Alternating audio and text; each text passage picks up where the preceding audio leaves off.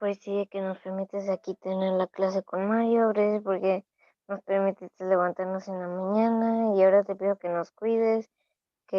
cuides a Mario y a todos los que estamos en la reunión, que Mario pueda seguir dándonos clases para que podamos aprender más sobre ti, por favor.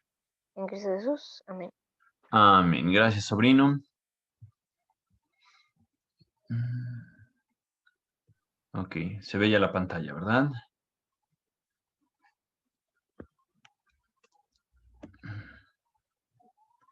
Ok, vamos a hacer rápido un recuento de lo que vimos al inicio del capítulo 5. Dijimos que estos capítulos 4 y 5 están relacionados uno con otro. Los temas están siempre pues, ligados en la mente del apóstol Pablo cuando está escribiendo. Entonces, en capítulo 1 hasta el capítulo 4 empezaba a hablar Pablo de las divisiones que había en la iglesia, que eran un problema que se estaba dando, pero eso era por varias razones. Una era, dijimos, inmadurez de los cristianos que pues no habían crecido como debían.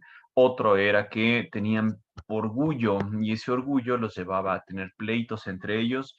Y ese mismo orgullo los llevó a hacer algo terrible en el capítulo 5 que les menciona Pablo. En el capítulo 5 Pablo aborda un problema que es la inmoralidad sexual. Y este es un problema tremendo que hoy en día también se da mucho en la iglesia, entre líderes de la iglesia, entre la comunidad de la iglesia. Es algo terrible, pero recordemos que en Corinto, pues esta inmoralidad era como el pan de cada día. Ellos tenían un culto a su dios, por lo que he visto era el dios Apolo. Entonces, parte del culto de ese dios era que tenían prostitutas y esas prostitutas iban al pueblo a ejercer su oficio cada noche y pues quien quisiera cooperar para esa adoración, pues era bienvenido. Entonces, esa inmoralidad llegó a ser tan fuerte en Corinto que de ahí se tomó la palabra corintianizar, era vivir como los corintos. Sin embargo, la iglesia había sobrepasado eso que hacían los de Corinto y vivían incluso peor, algo que ni siquiera los paganos hacían, que era una cuestión terrible. Un hijo había empezado a tener un amorío, un romance con su madrastra. Les repito, los comentaristas se dividen en cuanto a opiniones. Algunos piensan que el papá ya estaba muerto, por lo tanto, pues la madrastra era viuda y aún así se enroló con él, lo cual hubiera sido feo, pero más feo hubiera sido si el papá hubiera estado vivo. Algunos comentaristas piensan que el papá estaba vivo, que quizá estaba divorciado porque alguno de ellos, o el papá o la mamá, bueno, la madrastra, se volvió creyente y entonces el hijo aprovechó esa oportunidad para lanzársele a la mujer o la mujer al hijo, no sabemos, pero empezó a haber una relación entre ellos. Hubiera sido aún peor cuando el papá estuviera vivo y todavía casado con la mamá y que fueran amantes ellos y que el papá hubiera perdido a su madrastra, a su esposa, en manos del hijo. Entonces era una situación terrible esto que estaba pasando aquí en Corinto. Entonces Pablo les llama la atención y les habla sobre este personaje. Obviamente él es de quien Pablo está hablando y también quizás se refiere a él, que pues fue el agraviado. No se nos menciona nada sobre ella, que Pablo se haya dirigido a ella, sino se dirige a él, quizá por la cabeza que representa en la relación el hombre, pero estaba ocurriendo una relación terrible, algo que ni los paganos hacían. Pero la iglesia, en vez de haber reaccionado de una manera correcta, en vez de haber dicho, oye, estás haciendo mal, lo que hicieron fue sentirse orgullosos de sí mismos. Y Pablo les dice, deberían estar llorando de dolor por ese pecado dentro de la iglesia. Y él dice, echar a este hombre de la congregación. Algunos comentaristas lo que mencionan es que no significa que lo sacaran de la iglesia, sino solamente que no tuviera participación en los asuntos más importantes de la congregación, pero la mayoría de los comentaristas que leí sí mencionan que este hombre, el que cometió tal pecado, sea sacado de la iglesia, sea expulsado de ella. Eso es lo que quiere decir Pablo aquí.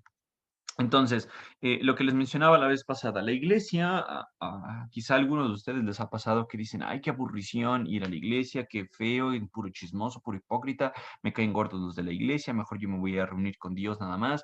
Pero Dios dice que la iglesia es un lugar de protección, un lugar en el que los hermanos se animan unos a otros, se instan a crecer, en el que tienen la bendición de Dios, y por eso es importante el estar en una iglesia. El lugar del cristiano es dentro de la iglesia, no fuera de ella. Entonces, el cristiano que estaba en pecado, nos dice la Biblia que debía ser echado De ahí, de este particular caso, Pablo les está diciendo, yo ya he emitido mi juicio y como si yo estuviera ahí, yo ya he juzgado a este hombre y tiene que ser echado fuera. ¿A qué se refiere Pablo en eso? Lo más probable es al don de discernimiento de espíritus, como les mencionaba, que aparece en la lista de Primera de Corintios 12. Entonces, Pablo, con esa autoridad apostólica que les dice, como si él estuviera ahí, ese hombre debía ser echado de la iglesia. Entonces, ¿qué quiere decir eso? En el nombre del Señor Jesús, esta frase es muy frecuente que la utilicemos en las oraciones y significa solamente Señor, pido esto porque sé que va de acuerdo a lo que Jesús querría, sé que esto es lo que va de acuerdo a lo que está en las Escrituras y por eso lo pido en el nombre del Señor Jesús. Con la autoridad que Pablo tenía, sabiendo que esto es lo que querría el Señor Jesús, entonces Pablo les dice, ustedes deben convocar una reunión en la iglesia. Yo voy a estar presente en el Espíritu, al igual que el poder de nuestro Señor Jesucristo, es decir, la autoridad que él tenía como apóstol le permitía a Pablo mandar a esto. ¿Qué se tenía que hacer? Este muchacho o este joven, este hombre, no sabemos qué era, que había estado en un amorío con su madrastra, les repito, se refiere Pablo siempre a él, no se nos dice que se corran a los dos, no sabemos si ella era creyente o no, no sabemos, pero este hombre era parte de la iglesia, él estaba cometiendo un pecado y por lo tanto se nos dice en la Biblia que él sea expulsado de la iglesia. ¿Con qué autoridad? Con la del Señor Jesucristo. Pablo ya había emitido su juicio y que sea echado fuera de la iglesia. Mi prima preguntó la vez pasada, bueno, se tiene que correr a alguien que peca así de la iglesia. Muy bien, pero ¿dónde queda el lugar para la restauración? Más adelante, en Primera de Corintios 5, se menciona el papel de la restauración. Pero el versículo que vamos a ver hoy es un versículo brutalmente profundo en cuanto a significados, en cuanto a dudas que puede generar. Y hoy vamos a enfocarnos en el capítulo 5, versículo 5. En este versículo nos vamos a detener todo el día de hoy. Espero que nos dé tiempo poder explicarlo y vamos a tener que desviarnos un poquito de la narrativa que estamos teniendo de Corintio a otro libro, a Mateo, para poder ampliar un poquito el panorama sobre lo que Pablo se refiere aquí o sobre lo que tenemos que hacer en la iglesia en cuanto al pecado. Entonces, el versículo 5, alguien que me ayude a leerlo, por favor. Entonces deben expulsar a ese hombre y entregárselo a Satanás, para que su naturaleza pecaminosa sea destruida y él mismo sea salvo el día que el Señor vuelva. Muy bien. Este versículo, como les comento, es algo rico en conceptos y necesitamos analizarlo bien para poder entender a qué se refiere Pablo con esto. Entonces, él les está diciendo en el inicio del capítulo 4, ok, esto que están haciendo este hijastro y su madrastra es algo terrible y ustedes como iglesia debían haberlo echado fuera, debían haberlo corrido, debían excomulgarlo, no solamente no dejarlo participar en los asuntos importantes de la iglesia, sino echarlo fuera de la iglesia, lo cual debía ser un castigo. Quizá alguna persona diría, ay, ya no tengo que ir a la iglesia, ya no me tengo que reunir, qué padre, pero en realidad Dios lo considera como algo serio. Entonces, la responsabilidad de la iglesia era esta. Entonces deben expulsar a este hombre. Esa es la primera parte del versículo y en eso vamos a tener que irnos a Mateo 18. Les pongo esta flecha porque Primera de Corintios está hablando sobre problema dentro de la iglesia, pero tenemos que desviarnos a otros pasajes para poder entender qué es lo que la Biblia nos explica en cuanto a la resolución de este problema en específico. Cuando hay pecado en la iglesia, ¿qué tiene que hacer la iglesia? Aquí en el versículo 5 dice, debe expulsar a este hombre. Pero siendo sinceros, todas las iglesias, todos los líderes, todos los cristianos, siempre vamos a estar lidiando con el pecado. Yo creo que todos ustedes se pueden identificar en algún momento con algún pecado. Ven cosas que no, piensan cosas que no, hacen cosas que no dicen, cosas que no deberíamos.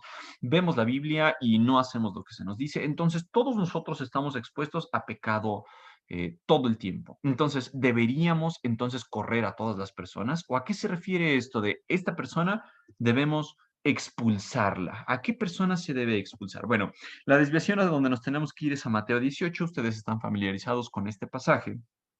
Y en lo que lo buscan, si quieren, ahí en sus Biblias, Yo les voy a dar un resumen de lo que habla este capítulo. El capítulo 18 empieza con una pregunta que le hacen los discípulos a Jesús y le dicen, Jesús, ¿quién es el más importante en el reino? Entonces Jesús aprovecha para decirles, miren, un niño, así el que tenga el corazón como un niño, ese es el más importante y cuidado de aquel que lo haga tropezar.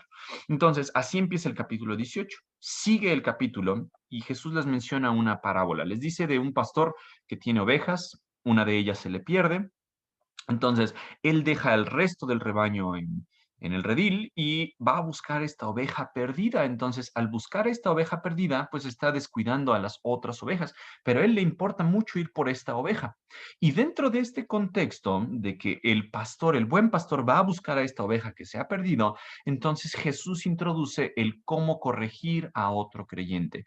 Entonces, Jesús mencionó primeramente la parábola de la oveja perdida porque habla de la restauración, porque el objetivo de corregir a otro creyente es restaurarlo. Sí, es cierto que todos los cristianos vamos a luchar siempre con el pecado, pero el objetivo no es correr a todos, sino aquí se nos está diciendo que es una persona que se ha vuelto insensible, que peca y peca y peca, no lo siente como algo malo, ofende a los demás, lastima a la iglesia y esta persona es la que se debe tratar, como nos lo dice Mateo 18.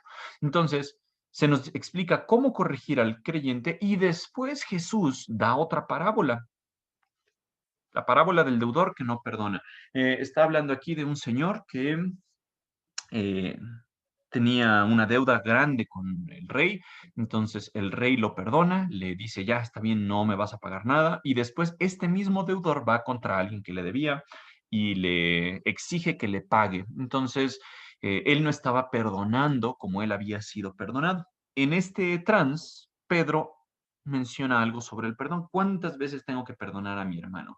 Entonces, lo que está diciendo aquí Jesús en el capítulo 18 es cómo debemos proceder contra alguien que está viviendo en pecado y que ese pecado no le está causando ningún remordimiento, que esa persona está pues envanecida y que dice, ay, mi pecado no pasa nada, yo puedo seguir viviendo de esta manera y no ocurre ningún problema, pero en realidad no se da cuenta que influye sobre la iglesia de una manera negativa. Entonces Jesús les dice cómo deben corregir a este creyente con el objetivo de esto. Como la oveja perdida fue buscada por el pastor, así es como se debe buscar a que el hermano regrese al redil, regrese al rebaño. Entonces, alguien que me ayude, por favor, a leer el versículo 15 y 16 que están en la pantalla o que ya lo tengan en sus Biblias. Si un creyente peca contra ti, háblale en privado y hazle ver su falta. Si te escucha y confiesa el pecado, has recuperado a esa persona. Pero si no te hace caso, toma a uno o dos más contigo y vuelve a hablarle, para que los 2 o 3 testigos puedan confirmar todo lo que digas. Gracias, excelente. Entonces, Jesús les está hablando aquí después de haberles dicho la parábola de la oveja perdida y les comenta algunas cosas importantes que necesitamos ver para la corrección. Entonces, primero que nada está diciéndole Jesús a los discípulos, si un creyente, un hermano, alguien que dice creer en Jesús, peca contra ti, algunos dicen que este contra ti no aparece en algunos manuscritos, pero el creyente que está pecando va a afectar de manera invariable al resto de la iglesia o a alguna persona en específico. Entonces, supongamos que el sujetito 1 peca contra el sujeto 2. Este sujeto, entonces, el afectado, que pecaron contra él, debe tener una responsabilidad. Háblale en privado y hazle ver su falta y decirle, oye, esto que estás haciendo, esto que tú estás pues tomando como forma de vida no es correcto y entonces tienes que arrepentirte. El resultado puede ser que lo escuche. Dice, si lo escucha y confiesa su pecado, esa persona ha sido restaurada. Es que se ha arrepentido de su pecado, su corazón está limpio nuevamente y bien. Pero también puede ocurrir lo contrario, que esa persona no haga caso. Entonces, la responsabilidad del sujeto 2 es ahora tomar a un par de personas o alguien más, toma uno o dos más contigo y entonces dígale, oye, lo que tú estás haciendo está mal y está mal, para que él sea advertido. Entonces, eso es lo que Jesús nos está diciendo. Vuelve a hablarle para que los 2 o 3 testigos puedan confirmar todo lo que digas. Esto, como ustedes saben, hace referencia al Antiguo Testamento en el que se mencionaba que necesitaban al menos 1 o 2 testigos para que cualquier hecho pueda ser confirmado. Entonces Jesús les está diciendo, toma a 2 o 3 personas contigo para que estas personas puedan ser testigos de lo que le estás diciendo. Puede ser que esta persona aquí se arrepienta o puede ser que no. Entonces, versículo 17 dice, si aún así la persona se niega a escuchar, dice, no, yo no me voy a arrepentir, yo voy a seguir en mi camino de lo que yo pienso que es correcto. Entonces se niega a escuchar, pues ahora les dice, lleva el caso ante toda la iglesia, exponlo ante la congregación. Y dice, luego, si la persona no acepta la decisión de la iglesia, trata a esa persona como a un pagano. ¿Qué quiere decir esto? Que ya esta persona que inició el pecado está afectando a la iglesia. Recordemos que la iglesia es el conjunto de creyentes, aquellos que creen en Jesús. Entonces, si alguien de manera obstinada dice, yo con mi conciencia, con mi actitud, no voy a modificarla, yo voy a seguir con esa conciencia, entonces invariablemente va a afectar a la iglesia. Y si no se arrepiente, necesitan llevarlo ante toda la congregación y exponer su caso. Y si aún así esa persona no se decide a arrepentir, entonces nos dice la Biblia, trátalo como a un pagano o como un corrupto cobrador de impuestos. Quizá nosotros la palabra cobrador de impuestos pues no lo veamos tan mal, porque para trabajar en el SAT pues ha de ser una persona muy honesta, pero en ese tiempo el cobrador de impuestos era odiado por todos. ¿Por qué? Porque si Roma les decía, oye, me tienes que pagar una moneda de oro, él a sus compatriotas les pedía 2 o 3 monedas de oro para clavarse el resto, para quedarse con ellas, y entonces la gente se daba cuenta de eso. Era una persona que no era querida, y era una persona que era tenida como lo peor de lo peor. Pero noten ustedes, la iglesia está diciendo, esa persona, si sigue empecinada en su pecado, lo que tienen que hacer como ustedes es tratar a esa persona como un pagano, como una persona que no es cristiana, como si fuera un corrupto cobrador de impuestos. Pero noten ustedes esto. Jesús, ¿cómo trataba a estas personas? Jesús sabía que ellos tenían una necesidad. No, no es que les dejara de hablar, no es que los dejara abandonados y que fueran unos malditos para siempre. Lo que Jesús buscaba siempre con este tipo de personas, con los paganos o como los cobradores de impuestos, era compartirles el evangelio. Entonces, lo que nos está diciendo este pasaje es, dentro de la iglesia, alguien está afectando al cuerpo de la iglesia, ya sea uno o a varias personas, entonces hay que llamarle la atención. A veces pensaríamos, oh, no, pero la iglesia, ¿cómo le va a llamar la atención a alguien? Vamos a cubrirlo de amor. Sí, pero supongamos que esta persona ha violado a alguien de la congregación, que ha hecho un daño, que ha metido un chisme, que ha robado. No porque nosotros estemos llenos de amor que Dios nos da, vamos a tolerar eso. Si esto está afectando a la iglesia, nuestro objetivo es proteger a la iglesia. Y por lo tanto Jesús decía, a estas personas llámales la atención. Y si hacen caso, que bueno, ya se arrepintieron, ya ganaste a tu hermano, dice en otro pasaje, pero si no, trátalo como a una persona ajena a la iglesia. Esa persona no es que sea un maldito, es que necesita aún así de Cristo. Entonces, sigue el relato en Mateo 18. Alguien que lea, por favor, esto. Mateo 18, 18. ¿Lo tienen en pantalla? Les digo la verdad, todo lo que prohíban en la tierra será prohibido en el cielo, y todo lo que permitan en la tierra será permitido en el cielo. Excelente, gracias. Mira, esto es algo bien importante. La iglesia tiene la facultad, el cuerpo de Cristo tiene la facultad de tomar decisiones. Y entonces, lo que está diciéndoles aquí Jesús es eso. Jesús les comenta, les digo la verdad, todo lo que prohíban, ¿a quiénes se estaba refiriendo aquí? A los apóstoles, les estaba hablando a los apóstoles. Entonces Jesús les da autoridad y les dice, todo lo que prohíban en la tierra será prohibido en el cielo.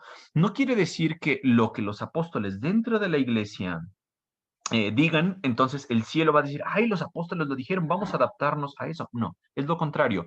Ellos, los apóstoles, ya conocían a Jesús, ya conocían lo que estaba pasando en el cielo, ya conocían lo que Jesús les había enseñado. Entonces, a través de la palabra de Jesús, los apóstoles le instruyeron a la iglesia qué es lo que debían de hacer. Entonces, con respecto a esto, a la palabra de Dios, la iglesia puede determinar, oye, el que violes a un niño está mal, oye, el que robes, el que estafes, el que adores, el que te hinques delante de los ídolos está mal porque lo dice Dios. Entonces, la responsabilidad de la iglesia es proclamarlo. Entonces, lo que ellos habían prohibido era porque el cielo ya había determinado que estaba prohibido y todo lo que permitan en la tierra será permitido en el cielo. ¿Qué quiere decir esto? Que lo que ellos digan, la Biblia dice que está mal, la Biblia dice que no puedes fornicar, no puedes llevarte a a las personas a ser engañadas, no puedes violar a los demás. Eso entonces, dentro de la iglesia, las personas que conocen la palabra de Dios podían determinarlo. No necesitaban a un papa, ni a un cardenal, ni a un obispo, ni nada. La iglesia tiene la facultad de determinar eso. ¿Por qué? Porque se están basando en la palabra de Dios. Por eso es bien importante que el líder, que el cuerpo de líderes de la iglesia conozca la palabra de Dios para que sepan qué es lo que él dice que está bien o que está mal. Entonces, Jesús les está diciendo, ok, en este contexto en el que ustedes ya le llamaron la atención a alguien y esa persona no quiere arrepentirse, pues bueno, ustedes lo están haciendo con la autoridad que Dios nos permite. No necesitamos a un líder humano que nos haga ver, hoy si voy a consultarlo con el papa, con el obispo, con el arzobispo, con el cardenal. No necesitamos eso. En la iglesia se tiene la facultad de tomar esas decisiones porque tenemos la palabra de Dios. El versículo 19 es uno de los versículos que quizá ustedes han escuchado, pero lo han escuchado en el contexto incorrecto. Versículo 19 y 20, alguien que los lea, por favor. También les digo lo siguiente, si dos de ustedes se ponen de acuerdo aquí en la tierra con respecto a cualquier cosa que pidan, mi Padre que está en el cielo lo hará, pues donde se reúnen 2 o 3 en mi nombre, yo estoy ahí entre ellos. Eso, gracias Marisol. Miren, esto es algo importante porque yo empecé esta sección hablándoles del contexto. El contexto de Mateo 18 no habla acerca de la oración y seguramente este pasaje lo han escuchado ustedes. Cuando hablan de oración, ay, si dos hermanos o dos hermanas que están juntas o juntos, ahí mismo está Jesús. Suena bonito, ¿no? Porque hasta le ponen así voz bonita, un tono bonito. Ahí está Jesús escuchándolos. Él está en medio de ellos. Eso no es lo que está diciendo este pasaje. Este pasaje está hablando de la restauración, de la disciplina en la iglesia. Entonces, Jesús les está diciendo, también les digo lo siguiente, si dos de ustedes se ponen de acuerdo aquí en la tierra con respecto a cualquier cosa que pidan, ¿en qué está hablando? En el contexto de la disciplina de la iglesia. Si alguien ya se dio cuenta, oye, tenemos un violador entre nosotros y eso sabemos que va en contra de las escrituras, Jesús respalda esa decisión. No está refiriéndose aquí en cuanto a la oración. Sepa Dios que maestro más gañañunflas fue el que puso este versículo con respecto a la oración. El texto no está hablando de oración, sino que cualquier cosa que ellos determinen, oye, hay que correr a este hermano porque este hermano o esta persona solamente está dañando la iglesia, tienen el apoyo de Jesús. Eso es lo que está diciendo ese pasaje. Entonces, cualquier cosa que pidan mi Padre que está en el cielo, la hará. Donde se reúnen dos o tres en mi nombre, yo estoy ahí entre ellos. Entonces, cuando unas personas que conocen las escrituras, que saben lo que dice la Biblia, que han llevado a cabo los pasos de Mateo 18, determinan que una persona debe ser expulsada de la iglesia, tienen el apoyo del Padre, tienen el apoyo del Señor Jesucristo. Eso es lo que está diciendo este pasaje. Estos versículos, el 18, 19 y 20, han sido muy mal interpretados. Algunas personas incluso aquí mencionan que este versículo habla de atar o desatar a Satanás. En este pasaje jamás se menciona a Satanás. Eso es una tontería. Es más, ¿quién sabe qué significa eso de atar o desatar a Satanás? Eso es pura tontería que ha inventado alguien que no lee las escrituras. Aquí lo que está diciendo es, en cuanto a la disciplina de la iglesia, dos o tres personas ya se pusieron de acuerdo, entonces con la autoridad que Dios les da, pueden expulsar a la persona que está agraviando a la iglesia. Necesitan sacar a esa persona de la iglesia. Pero ¿qué es lo que sigue? Es decir, ya la sacaron, ya la tratan como publicano y pecador. Recuerden esta imagen que les enseñé. Jesús a esos publicanos, a esos pecadores, les compartía las buenas nuevas del Evangelio. Y es lo mismo que les está diciendo acá. Entonces, en este pasaje, continúa la narrativa y nos dice en el versículo 21, alguien que me lea por favor 21 y 22. Luego Pedro se le acercó y preguntó, Señor, ¿cuántas veces debo perdonar a alguien que peca contra mí? ¿7 veces? No 7 veces, respondió Jesús, sino 70 veces 7. Eso es algo importante. Entonces, ya una persona que había cometido un pecado y que había lastimado a otra persona, o a la iglesia, debía ser esta persona corrida, expulsada, sacada de la iglesia. Debía ser tratado como publicano y pecador si ya se llevaron a cabo los pasos del capítulo 18. Entonces, eso lo que hacía es que esta persona fuera tratado ahora como publicano y pecador Y si esta persona después buscaba el perdón, nos dice la Biblia, perdónalo. Entonces, Pedro entendió quizá esto y le lanza esta pregunta a Jesús. Les dijo, bueno, ¿y cuántas veces debo perdonar entonces a mi hermano o aquí a alguien que peca contra mí? Los maestros de ese tiempo les decían, oye, tú tienes que perdonar a alguien 3 veces, ya, mucha misericordia, 3 veces, y ya después no lo tienes que perdonar. Entonces Pedro está diciendo, hoy voy a ser muy generoso y le voy a preguntar a Jesús hasta 7 veces. Jesús le dijo, no, Pedro, ni siquiera esto, sino 70 veces 7, es decir, esto muchísimas veces, un número indefinido de veces. Entonces, la iglesia, aunque tiene la responsabilidad de disciplinar al pecado, a sacar a una persona que está agraviando, que está ofendiendo a los demás, tiene esa responsabilidad porque se lo da a Jesús aquí en este pasaje a los apóstoles. Entonces, también tiene la obligación de perdonar. Si esta persona de verdad se arrepiente, dice, híjole, lo que hice está mal, ya no lo voy a hacer, esta iglesia debe perdonar. Puede volver a traer a esta persona a la comunión. Obviamente, pues hay veces que esto puede ser difícil para una persona. Si fue violada esta persona por él, pues quizá esta persona le sea difícil estar con ello, pero nos dice la Biblia, vamos a perdonar. El objetivo es que si esta persona busca perdón, nosotros como cristianos debemos perdonar, pero no el perdonar significa, ay, sí, pues los voy a traer juntos otra vez, van a estar el agraviante y el agraviado y el ofensor, los voy a poner juntitos. Eso, pues sí, debemos tener cierto cuidado porque, pues, es lo que nos dicen las Escrituras. Entonces, eso es lo que nos menciona este pasaje. Entonces, ya nos desviamos. Veníamos en Primera de Corintios, tuvimos que irnos a Mateo 18 para entender un poquito más ese concepto, pero solamente hemos visto esta parte. ¿Hasta dónde debe ser expulsado este hombre? Es lo que acabamos de tratar. Pero nos falta el resto del pasaje. Necesitamos entender qué significa ser entregado a Satanás, qué significa que su naturaleza pecaminosa sea destruida y qué significa que él mismo sea salvo en el día que el Señor vuelva. Esto es algo que vamos a abordar ya regresando a este versículo. Entonces, ya estamos nuevamente en Primera de Corintios y ya se nos dice que esta persona, si ha pecado, si alguien ha estado lastimando a la iglesia o lastimando a alguien de la iglesia, debe ser expulsado y ahora se nos dice ser entregado a Satanás. Uy, esto es algo bien importante porque ya saben ustedes que hay cristianos ridículos que piensan que le pueden hablar a Satanás, que pueden mandar a Satanás, que lo pueden atar, que lo pueden liberar. Bueno, se sienten así como superpoderosos sin saber lo que están diciendo esos cristianos patochos. Lo que está diciendo Pablo acá es que al momento de quitarlo de la protección, de la comunión de la iglesia, el único lugar que le queda a esa persona que ha hecho el agravio es el mundo. Y si nosotros sabemos, el mundo, el cosmos, es el lugar gobernado por Satanás.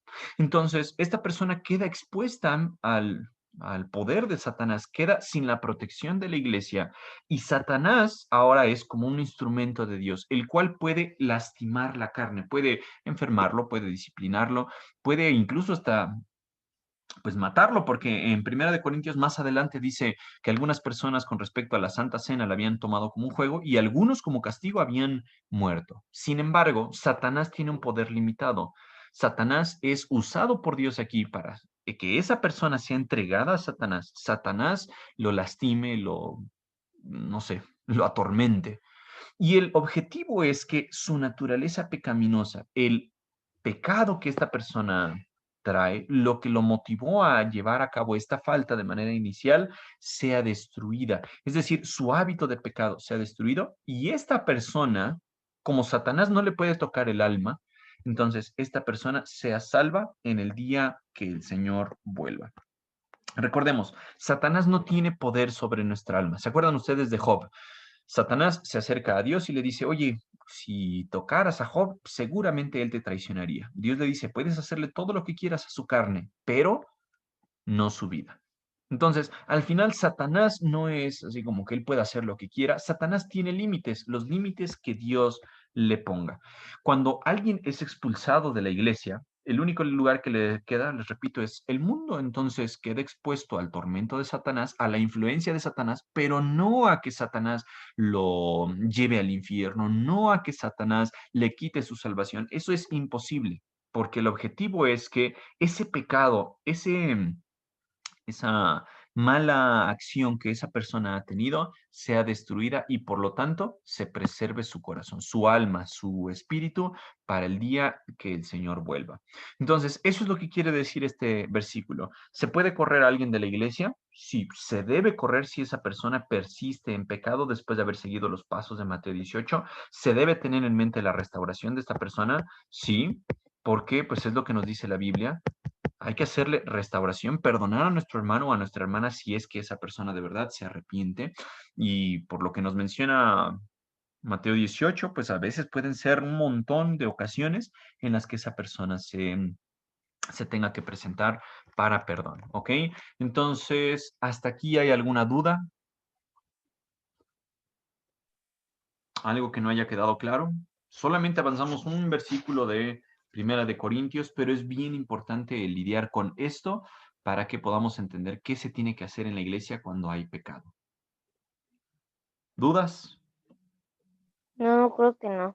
Está relativamente sencillo, ¿verdad? Ya en las semanas que vienen vamos a hablar de por qué la necesidad de correr a alguien, porque puede infectar a alguien. Vamos a hablar de la levadura, de la Pascua, de cómo debemos vivir nosotros como cristianos en el resto del capítulo. Pero pues por cuestiones de tiempo, ahí le vamos a dejar hoy, solamente en el versículo 5.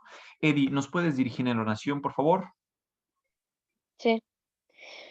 Señor, gracias porque nos permitiste tener la clase con Mario, gracias porque pudimos aprender algo más sobre ti, gracias porque pudimos aprender más. Y ahora te pido que nos cuides en las actividades que vayamos a hacer todos nosotros y que cuides a la familia de cada uno de nosotros, por favor, y cuídanos del coronavirus, por favor. En Cristo Jesús, amén. Amén. Gracias.